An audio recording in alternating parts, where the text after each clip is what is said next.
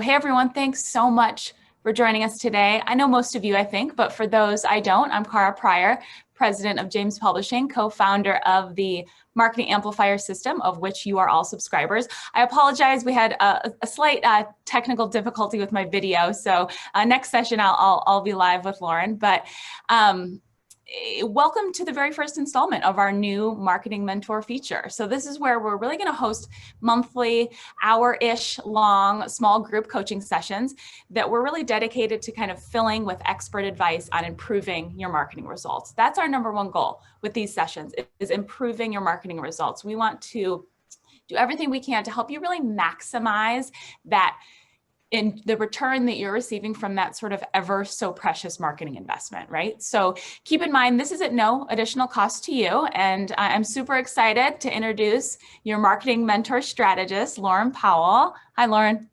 Hi, guys. Super excited to be here. Thank you, Cara. Yeah, so Lauren is an experienced, very hands-on marketing strategist. She helps small businesses generate more leads, better leads, and really more sales-ready leads. That's pretty cool, right? She's a real pro and is laser focused on the practical, sort of action-oriented, easy to implement marketing tactics. So no fluff here. Her topic today, use this three-pronged approach to generate more sales-ready leads. Okay, so let's get right down to business. Don't want to waste any more time. Go ahead, Lauren, and take it away. Great. So guys, while I'm pulling up my slides to share my screen, I just want to let you know that if you have questions at any point during the presentation, if you can just drop them into chat, and then I'm going to be teaching for about 20-30 minutes, and then I'm going to open up the floor for Q&A and hot seats. So just write down your questions as they come to mind, and then I will address them in order received at the end of this teaching part. So just give me 1 second. Okay. Can you guys see my screen? If you can just let me know in the chat, that would be great. Looks good. Okay, awesome. So as Cara said, today we're going to talk about using a three-pronged approach to generate more sales-ready leads. And to kick it off, I just want to tell you a little bit about my background so you understand where I'm coming from. So I am a millennial, and yes, that's true. I do have a faint idea of what life was like before Snapchat, Instagram, Facebook, smartphones, and even cell phones. I learned all about marketing a decade ago working in the medical device industry. And so even though social media was taking off at the time, my company was still doing things the quote unquote old-fashioned way. We were identifying local hospitals that met requirements for a qualified prospect. We were visiting those prospects' doctors in person and building up a relationship until they buy our product. And then we'd service those customers through education and legal and ethical whining and dining so they'd keep reordering on a recurring basis. And so somehow my employer ignored the hot new fads of internet marketing, but still managed to secure large amounts of revenue. I left that job to go train at a digital agency in London. We worked on campaigns for people like NFL Madden Superstars, Estee Lauder, and Foxy Bingo.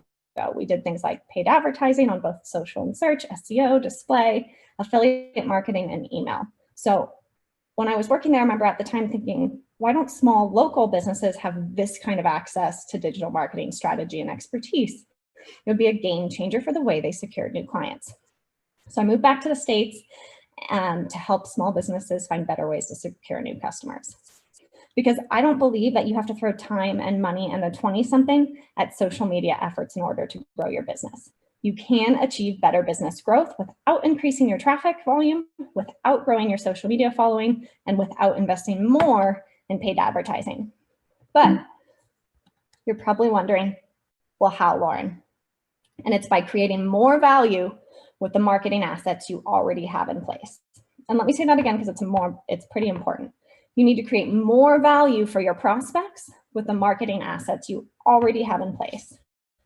Because quite honestly, who has the time to be on Facebook, Instagram, Snapchat, Twitter, email, Medium, blogs, Pinterest, WhatsApp, TikTok, Parler, and whatever social media platform is about to be invented next?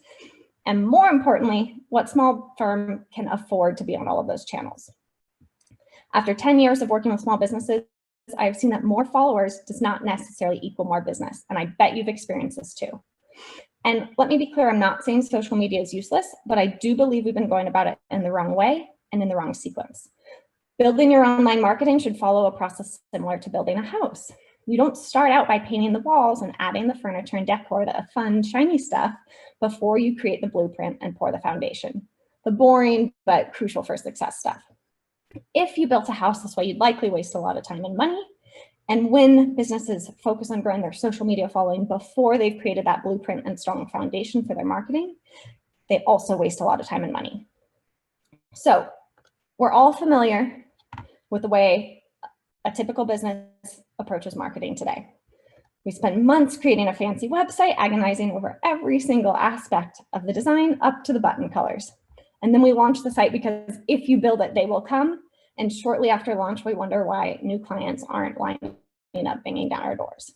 So we start a blog, writing week after week after week, and yet still we hear crickets. And then we decide, okay, it's time to start being more active on social media, post after post after post, and we get a few followers here and there, but all that work isn't translating into new clients, or maybe it's bringing some business, but not as much as we'd like or expect. So we start investing in paid advertising, dollar after dollar after dollar, and you start seeing more traffic to your site. You see that nice little spike in your metrics, but there's still not a tsunami wave of prospects begging for your services. And quite frankly, at this point, it feels like you just can't seem to crack the code when it comes to online marketing, and that you're spending a lot of resources on efforts without seeing a huge increase in lead volume. Like the investors on Shark Tank joke, there has got to be a better way. And there is. It's one I like to recommend to small businesses, and it looks a little something like this. You make small changes to your current website in order to immediately convert more of that traffic into leads. Then you nurture those new leads on autopilot. You start to see what they respond best to and what triggers new clients. You take that feedback and use it to shape your existing marketing assets. You create a very clear path for viewers and converting even more of them into leads. And at this point, you have an understanding of your basic marketing metrics. So at this point, you know I need X qualified eyeballs to get Y qualified leads to get Z clients. So at this point, your marketing has officially become a numbers game instead of a guessing game. And you've created so much value out of your existing marketing assets that now it finally makes sense to work on increasing your traffic volume, growing your social media following, and investing more in paid advertising. Why at this point? Because you know there will be a positive ROI on those efforts, and all you have to do is send more qualified eyeballs to those marketing assets, and they'll convert into leads and eventually clients. Less work, better results. Sounds pretty nice, right? But is this just a pipe dream, or is it something you can actually apply to your own firm? So look, it's not just the business owners that I speak with who struggle with attracting clients. According to the State of Inbound report from HubSpot in 2018, the top 2 marketing challenges for businesses are 1, generating traffic and leads, and 2, proving the ROI of marketing activities. So what does this tell you? Well, it tells me that most people struggle with how to get new buyers, and they aren't sure which marketing activities are working and which aren't. So to be honest, when a company struggles with how to get new clients and doesn't know exactly which marketing activities are working or not working, well, it's no wonder that growth feels so challenging. So let's make business growth simpler by making online marketing simpler. So using this 3-pronged approach to create more value from your existing marketing assets, you can generate more leads, better leads, and more sales-ready leads. And I want to highlight something here because we're often also focused on how do I get more leads, more leads, more leads, and the quality matters and how soon they're going to convert matters. So when you think about your marketing, I want you to think about it from these 3 prongs. How am I generating more leads? Meaning, how do I get new qualified eyeballs on my marketing assets? How am I qualifying my leads? How do I filter the quality of the leads coming my way? Are they cold, warm, and hot? And how do I know which buckets of people to focus my time and attention on because they're most likely to generate the best ROI? And then 3, lead nurturing. How do I stay top of mind with cold leads who aren't yet ready to buy, but will be in the future? So if you think about all of your marketing this way, it will become a lot simpler. So for example, you might ask yourself, what role does this strategy, tactic, or channel play in my marketing? And how long is it going to take to see a return on effort or a return on investment? Is this something my firm is ready to take on right now, or is this something we save for later? So for example, a few of you mentioned in chat that you're doing PPC or SEO, and SEO is typically just a lead generation strategy. So how do I get new eyeballs on my assets? And it's not a lead qualification or lead nurturing strategy. Plus, it's a long-term effort that typically doesn't generate a return on investment for at least 6 to 12 months, unless you're talking about local SEO. So if I'm evaluating all the marketing strategies available for my business, I have to think, is SEO the right strategy for my firm right now, based on when it's going to pay off and how much time, money, effort, and skill set is required to do it successfully. And most businesses I speak with are so focused over here on lead generation that they overlook lead qualification and lead nurturing. And these two pieces of the puzzle are just as important to your marketing. So today I'm going to walk you through 2 simple action items when it comes to lead qualification that's going to make a huge difference in your marketing results. So a lot of people I speak with follow what I call the buy now or buy forever approach. And this means they only address leads who are ready to become clients right away. Everyone else either gets ignored completely, or a lead who, thinks they're ready to become a client now, but requires some more time after you speak with them, typically gets forgotten. And so if you truly want more leads, better leads, and more sales ready leads, then you need to fix this problem. Why? Because you're losing sales opportunities. And most prospects aren't going to be ready to buy from you right away, and they'll need more time and information before they're ready to make a purchase decision. So I'd like to introduce you to the 5 stages of awareness by Eugene Schwartz. This is a marketing concept that's been around for a long time, but this framework will also help you think about your marketing in a different way. Okay, so in the first stage, unaware, your prospect has no idea they have a problem or a pain point. It's a super difficult stage to start marketing from. And in fact, I recommend you ignore this stage completely and don't create any marketing assets for unaware prospects. Think about it. It's going to be so hard to convince someone who doesn't believe they have a legal problem to become a client. So why waste your precious resources, as Cara said earlier?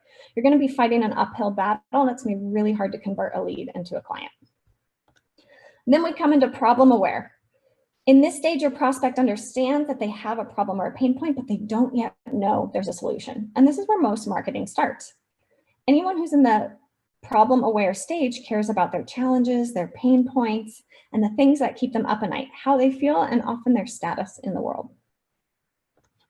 Solution aware. In this stage, your prospect knows that the solutions exist, but isn't yet aware of your services. They care about the benefits of your services and how they're going to solve their problem. In the product aware stage, your prospect knows your services exist, but they haven't yet purchased. So they care about social proof, so things like testimonials.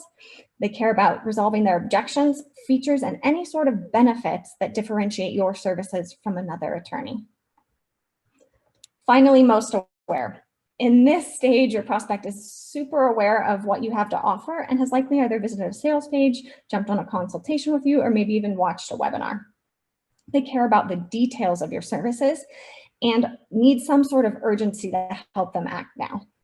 So when you take that buy now, buy forever approach, essentially you're only focusing on people down here in product aware and most aware and forgetting about everyone else. And in short, you're missing an opportunity to stay top of mind with these people who are problem aware and solution aware and need a little bit more time, but will eventually get down here to product aware, most aware, and then eventually become your client. So what do you do to solve this problem? One of the first things you do is put in place a lead qualification system. Why? Quite simply, so you can increase the number of people interested in doing business with you. So how does this work? You're going to create 2 clear action paths on your website designed to convert those anonymous visitors, those anonymous eyeballs, into leads. Why? Because we want to ensure that a consistent percentage of your existing traffic turns into a prospect. And when website visitors don't have a clear idea of what they're supposed to do when they come to your site, they leave without taking any action. And you have no way to get back in touch with them. And it's a huge waste of traffic, in my opinion. So by creating 2 clear action paths on your site, you'll not only gather contact information from potential clients, but you'll also qualify these leads and better understand how soon it will be before they buy. So action path number 1, a lead magnet. What is a lead magnet? It's basically a piece of free incentive that you give a prospect in exchange for their email address. And it attracts leads who are very early on in that buying process, problem aware and solution aware, and they're typically searching for more information and don't yet know whether you're the right attorney or not to solve their problem. So thanks to James Amplifier, you already have a lead magnet, which is often the hardest part of this, is creating compelling content for a lead magnet. So you have this 100 to 300 page book that's serving as your lead magnet. And once an individual has requested your lead magnet, they should have immediately received an automated nurturing sequence over email, which is also provided by James Amplifier. So again, you have the hard work done for you. You only need one stellar lead magnet, by the way, and then it can be leveraged in all of your marketing assets. So for example, using a pop-up on your website, linking to it in your email signature, promoting it on your social media profile bios and images. You can even send existing paid ads traffic to your lead magnet, or maybe you have some speaking engagements or networking events and you can mention your lead magnet there.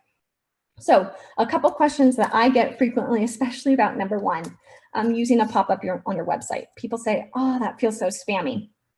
First of all, most internet users are familiar with pop-ups. Think about your average e-commerce website, which asks you to enter your email in order to get 5 or 10% off your first purchase. That is a lead magnet. So as long as the lead magnet you're offering provides enormous value, that it's no longer viewed as spammy. But if your lead magnet provided something completely unrelated to the prospect's problem, then it would feel annoying.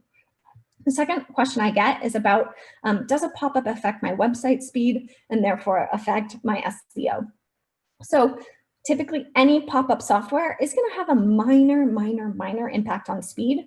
But if you look at the way the search engine algorithm works, one, speed just really isn't a factor that's taken into huge consideration, despite what some people might tell you. And there's lots of studies showing this, which I can share with you if you guys would like. But 2, the benefit you get from a pop-up, which is converting more of those anonymous visitors into leads, far outweighs any speed impact that you might have. So, okay, so we've talked about action path number 1, using a lead magnet on all your marketing assets. Action path number 2 is an inquiry form. So the purpose of an inquiry form is to attract leads who are ready or almost ready to become a client. So they're in that product aware or most aware stage. It's a great way to get detailed information about the prospect, helping you understand the quality of the lead. Most law firms that I check out their websites, they use a contact form where it's just a name, an email, and a message. And this is not enough, in my opinion. I think it's a missed opportunity for hot leads. An inquiry form is typically much longer and creates both quantitative and qualitative questions. This allows you to jump on a consultation with the prospective client after receiving the form submission and have a more value-packed consultation with a hot lead. And an inquiry form allows you to quickly identify a lead quality problem because you're seeing these answers come in over and over, so that if one of your channels is bringing in low quality leads, you can address this problem quickly. And then I'm going to give you another tip.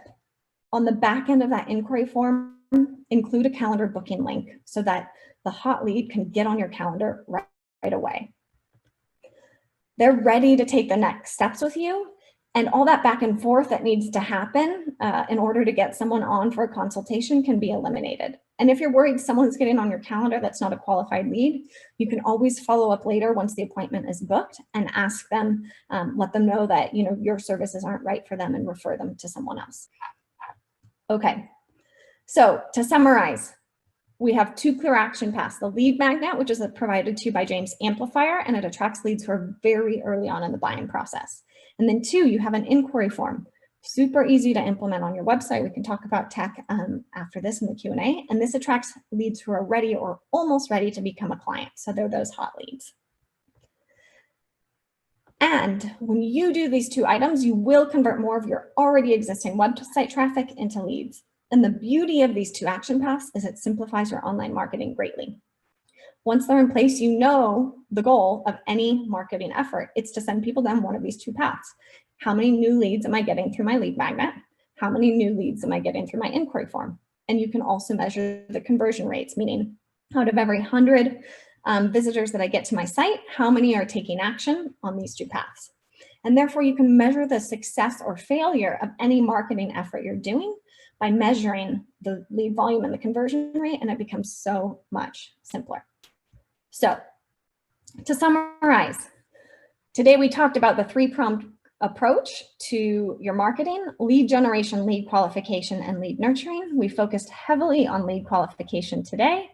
2 action paths: lead magnet and inquiry form. And that will help you achieve better business growth for your firm through your marketing efforts. So before we jump into Q&A, I just want to let you know there is another marketing mentor session coming on December 17th, same time, and we're going to talk about an overlooked marketing strategy that leads to a 20% increase in sales. Okay, so leading to Q&A, I'm going to move these slides off and then kind of let Lauren, I have some questions, both that were submitted live and that were submitted beforehand. So maybe I can ask those, and you and I can kind of tackle them one by one. Yeah. So first, okay, it is not, I believe she mentioned it, it's not the number of leads. Plenty of people call and email. The key is obtaining quality, qualified leads who will become clients. Yeah. So I'm not sure if there's a question there, but I agree with that statement. And sometimes you have to remember that those leads that are calling or reaching out may not be in those stages of awareness. They may be really early on. And so while they may not be qualified leads now, they may become in the future. And that's where you can use a feature like the newsletters that James Amplify offers to keep them moving through that funnel, those stages of awareness, without a whole lot of work on your part.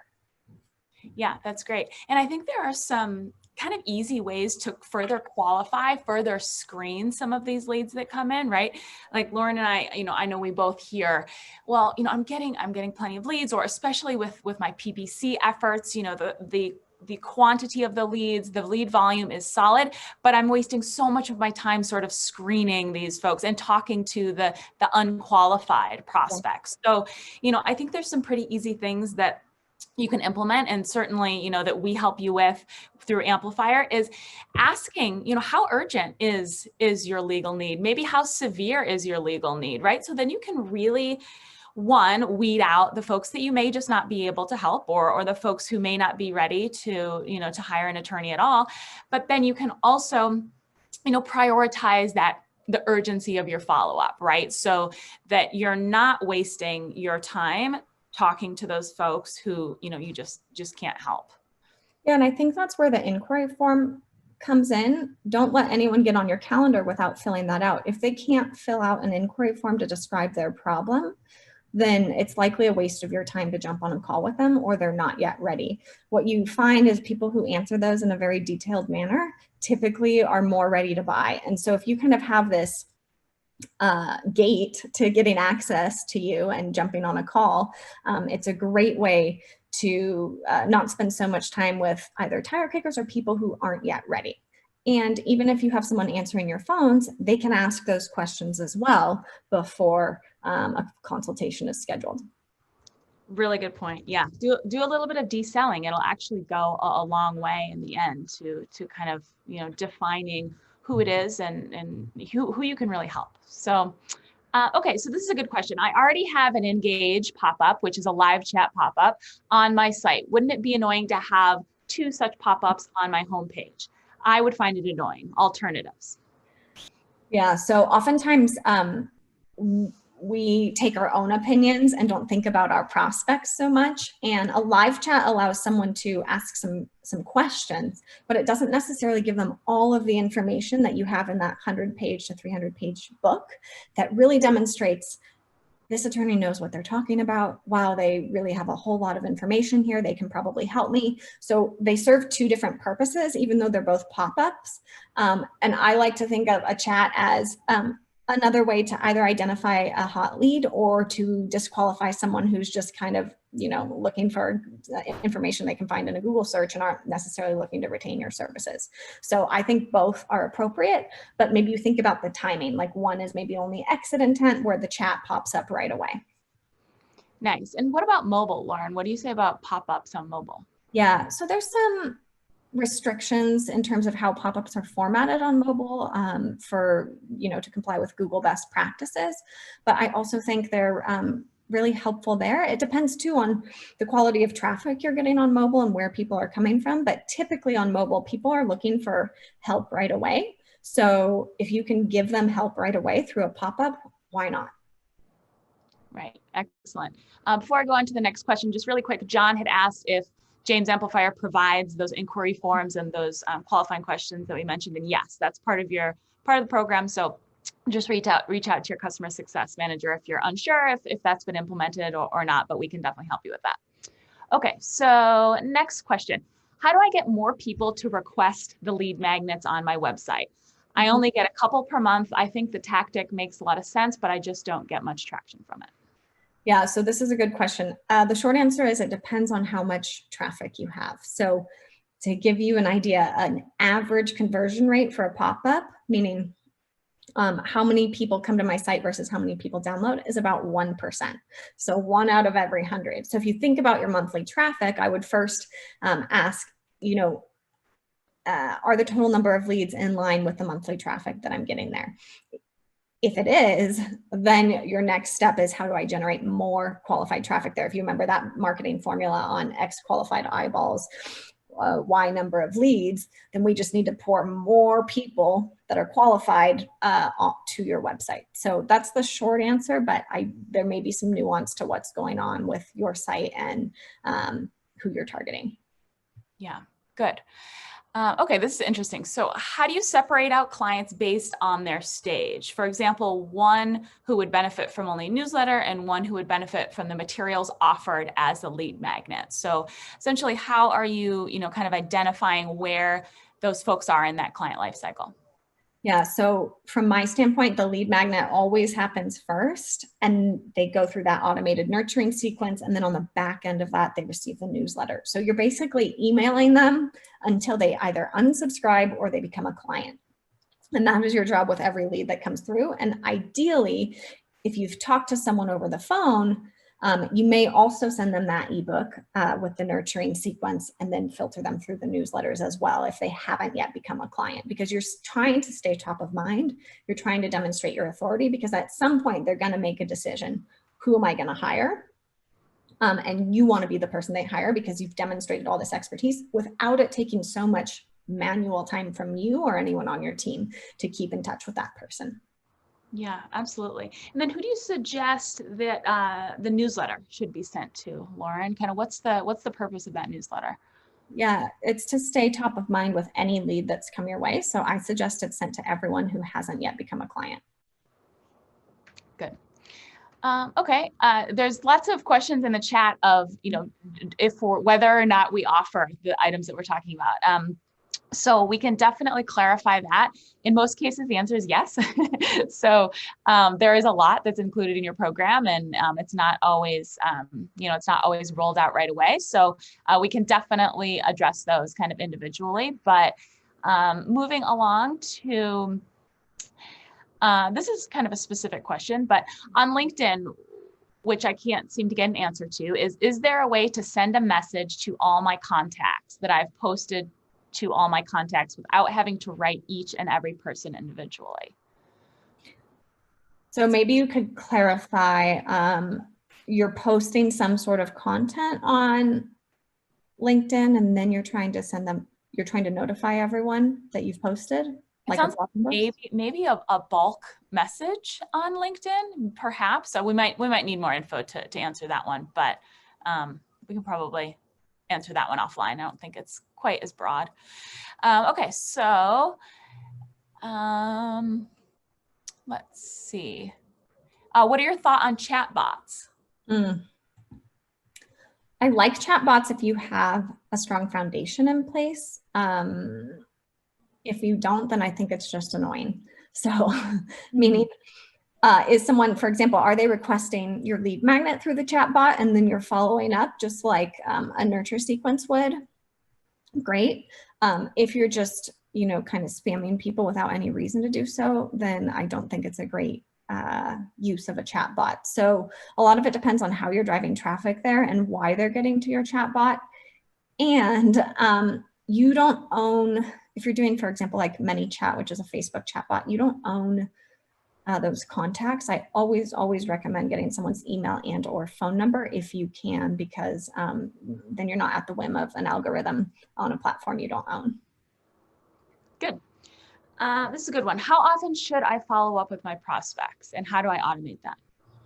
Yeah. So I would say the short answer is you automate it using James Amplifier's features. So the nurture sequence on the back end of lead magnet and or newsletters. I'm sure Cara may have some ideas as well. In terms of how do you automate it, I would lean on James Amplifier. And then how often? I would say at least once a week, if you can. Once a month at the least, at the smallest frequency. Yeah, I think that's good, especially, well, I mean, to Lauren's point, really all of this is baked into your Marketing Amplifier subscription. So we have really set up those comprehensive campaigns in a way that really sort of optimizes the frequency. So in many cases, we're front loading those campaigns. So typically the educational content is automatically sent out every week, especially at the beginning. And then it does kind of spread out a little bit as the 30 or so letter sequence kind of moves on. But we always suggest the monthly newsletter, right? The monthly newsletter to past clients and even to any contact that you'd like to stay top of mind with. We really highly recommend that frequency. Again, that's included in the program. So, that's something that is really handled for you. We have quite a few subscribers who like to sort of contribute some content to that newsletter. That's great. But, even if you can't, you can still be confident that something high quality will be going out on a regular basis. So the newsletter monthly is really great for that. Yeah. And I think that's the beauty of James Amplifier, because all of those features are often so complicated and lengthy to create on your own. And really that's all automated for you. And you kind of get to take that heavy lifting off your back because James Amplifier is handling all of that. Yeah, good. Great questions, guys. It looks like this one might be the last one, but it's asking about referral partnerships. So how can I continue to grow my referral network during the pandemic? Lauren, I'll let you take that one first. Gosh, I mean, I don't know that the pandemic necessarily impacts your ability to outreach and connect with potential partners, where you may feel like, oh, they're not getting as much business, so they're not going to have as many referrals to send my way. I think maybe that's what you're asking, but I think it's really just about being consistent and leveraging that feature in James Amplifier and letting them do the work for you so that there's consistent outreach happening with prospective partners. I agree 100%. The pandemic should not really impact your ability to grow that network. Certainly, you're not going to be, maybe taking as many lunches or face-to-face coffee dates, right? But Zoom, everyone is comfortable with Zoom in this day and age, right? And in case you're unaware, as part of your Marketing Amplifier subscription, we do set 2 quarterly appointments for you with potential referral sources. So that's something that I know not everyone on this call is taking advantage of. So we'd love to, really kind of fast track that for you if you are interested. Again, anything that we've talked about during this session that you're just unsure if you're currently getting, you're unsure if it might be coming down the pipe, just contact your customer success manager. You can always contact myself and Lauren as well. But we're really, we really kind of want to encourage you guys to take full advantage of the program itself. Yeah, and I see a note here about chatbots, Cara, and I just want to clarify. So the question was about a chatbot on your own website, not one of the social media chatbots. So I just want to revise my answer. I think a chatbot on your website is another great way to qualify leads, but you have to have enough traffic to get enough inquiries through the chatbot. So just know that if your traffic isn't high enough, again, you'll probably look at that 1%, maybe 5% on chatbots, how many website visitors actually open up an inquiry through a chatbot. So it's an engagement tool, it's a qualifier tool, but it doesn't necessarily send more traffic your way. Great. Okay, another question. This is a good one. If you had to prioritize which to focus on for marketing, which is most important? Is it referral partners, PPC, etc.? Gosh, this is the $1 million question. Yeah, exactly. The short answer is it depends on your firm, where you're at with your marketing, because I think sequence is really important. If you didn't notice today, for example, I don't believe in growing your social media following before you have traffic converting well on your website. So if I were thinking about, like, if I were starting my firm from the ground up, I would start with referral partners. I think it's one of the easiest things to implement with the most impact and generates really sales ready leads because your partner has already done a lot of vetting for you. So that's where I would start. I would implement then the 2 action paths on your website, as well as make sure you have email marketing in place, which you will through James Amplifier. And then, and only then, would I look at PPC and even kind of social media marketing. The other thing I would maybe do earlier on would be local SEO. Local SEO has a shorter return on investment than kind of overall SEO, which is really about creating quality content and building links. And that's a pretty hard, especially if your market's competitive, that's pretty hard to see results right away. So Andy, I don't know if that answered your question, but I do think maybe a call with Cara would help you focus on what is the right marketing channel for me right now based on where my firm's at. And lucky for Andy, him and I have a call scheduled for Tuesday. So, so that's perfect. And he's also asking about the difference between local, SEO, PPC. We can get into that. I don't know if Lauren, if you want to address that quickly. Yeah. So PPC stands for pay-per-click marketing. So you're basically paying per click for you to be featured in the paid results on Google or Bing or Yahoo. So anytime you're searching on Google and you see the first 3 or 4 listings up at the top, people are paying for that. And you're not paying to be shown per impression is what they call it. You're paying for every time someone clicks. So it can be a faster way to get to the top of search engine results page. But if you don't have everything else dialed in on the back end of that funnel, then you may have that challenge of, hey, I'm sending people, qualified prospects my way, but I'm not making the action path clear for them of how to become a lead and whose contact information I have. So typically these are PPC is used, you're targeting by search keywords. So maybe personal injury attorney or bankruptcy attorney, or how do I file Chapter 7 bankruptcy? And that's how you're getting up there. And depending on the level of competition will depend on how much you pay per click. So I know certain specialties are very expensive, like you can expect $40 a click. So you really have to think about, do I have the budget right now for PPC? And is everything on the back end optimized for me to really be set up for success with PPC? Local SEO is about boosting your organic listings in Google Maps. So if someone types in personal injury attorney, you would be featured in the Maps listing. And that's a little easier of a game to play. It's really about your online reviews on Google and how many local listings you have built. Excellent. Those are really good, concise responses. Sometimes I hear some convoluted responses to that question. That's great. Okay, so before we kind of wrap, I did want to ask just a super quick poll. If you could let us know in the chat if you might be interested in receiving some additional kind of more tailored one-to-one marketing coaching, just give a thumbs up or a quick yes in the chat. We're kind of considering offering some more strategic personalized marketing consulting, and I'd love to, just take your temperature on that, as, the subscribers on this call certainly tend to be some of our more engaged folks. So, okay, great. So it looks like that will do it for questions. Lauren, anything else you'd like to add before we kind of wrap up here?